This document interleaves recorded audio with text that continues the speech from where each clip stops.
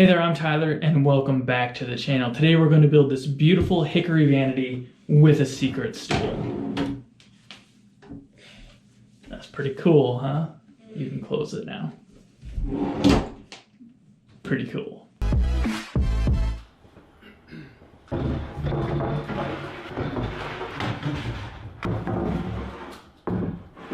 It is time to mill up some of our hardwood. This is hickory behind me. Very clean, but very, very hard wood. Got my cut list. We have to get as thick as I can get for the countertop. Then we need 3/4 for the door and drawer fronts. No particular grain pattern needs to be followed here, as the door fronts are going to be sideways, one over the other, and the drawer is going to have a sideways grain pattern as well.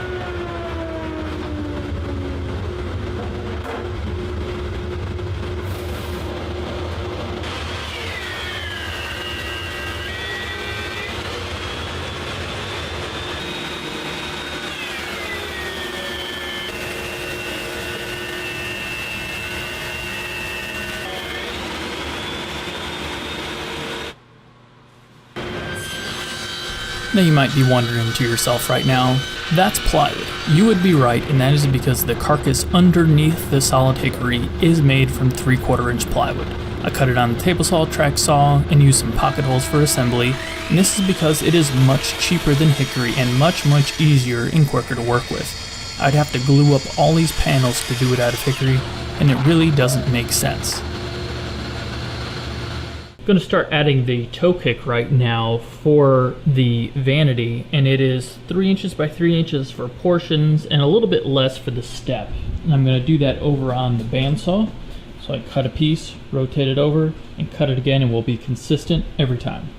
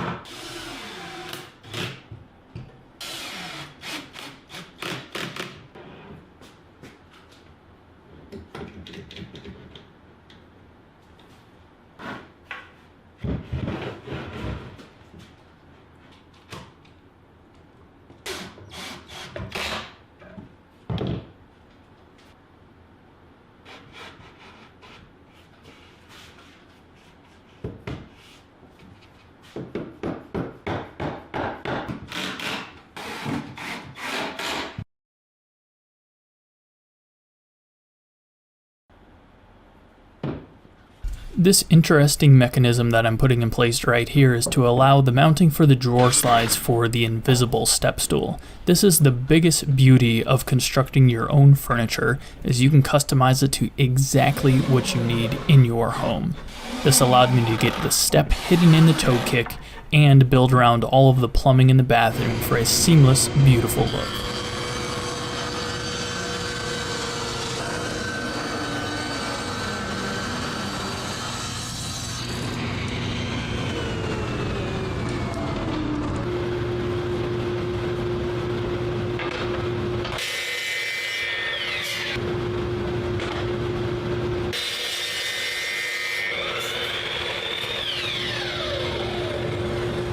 Now Now I was debating back and forth for a while whether I wanted to show the assembly of this face frame in the video simply to save some time because it is shaping up to be a longer video.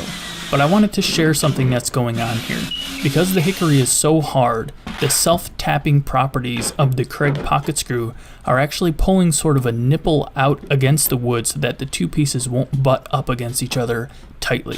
So I would drill with the screw, no glue in place, and then open it up a little bit and cut out that nipple with the utility knife and then assemble it with the glue, and this allowed for a much tighter fit.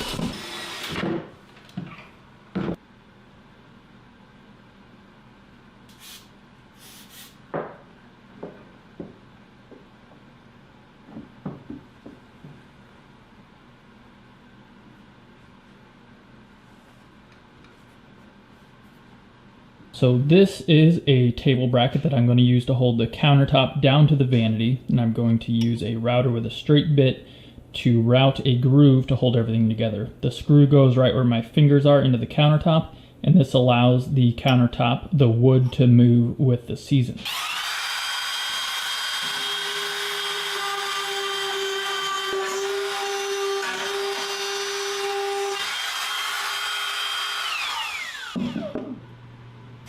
Before we can move on to applying some finish, we gotta build the invisible stool, and we got some drawers to assemble real quick. The stool is very simple, with the toe kick cutouts in there as you can see, and the drawers are nothing but a couple butt joints that are edge banded, which is still one of my favorite tasks to do in the shop. Don't ask me why.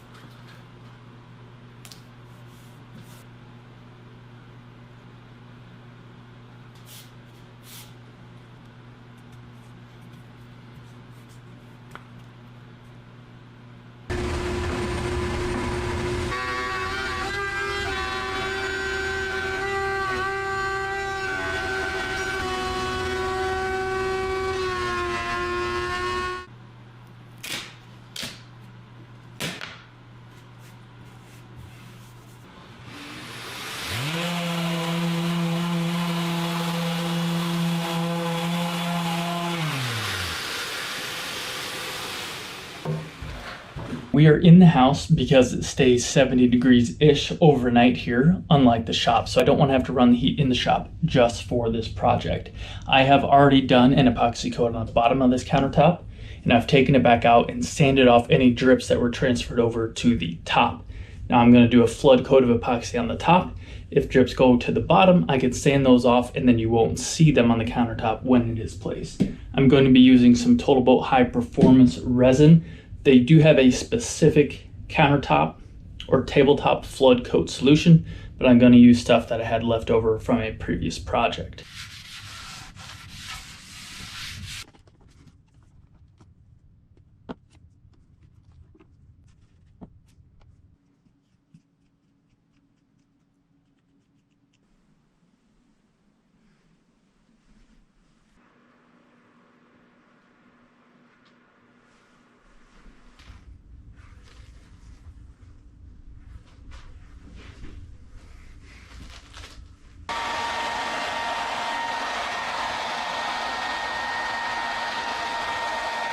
Okay, the epoxy is all cured. The vanity carcass is done behind me. It looks fantastic.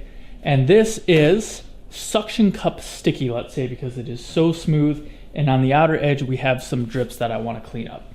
I didn't really want to sand and polish the whole thing, but the motto for 2020 is to do it right or don't do it at all. So I'm going to start at 180, work my way up to 320, maybe 400. We'll clean it up and then we will polish it with this plastic polish that I have. I use this for cleaning the scratches and grit off of my welding masks, and with a polishing wheel on the drill, we'll get this thing shined right back up and it will be nice and smooth and things will clean off it much easier.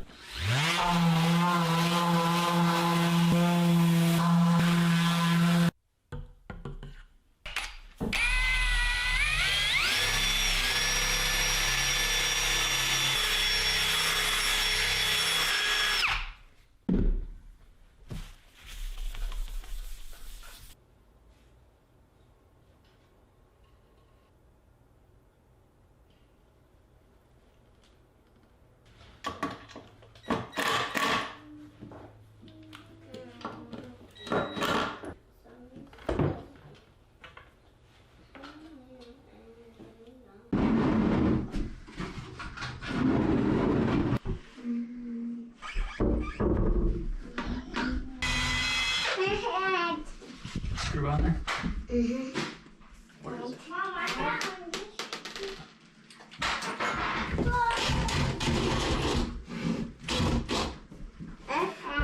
Very nice.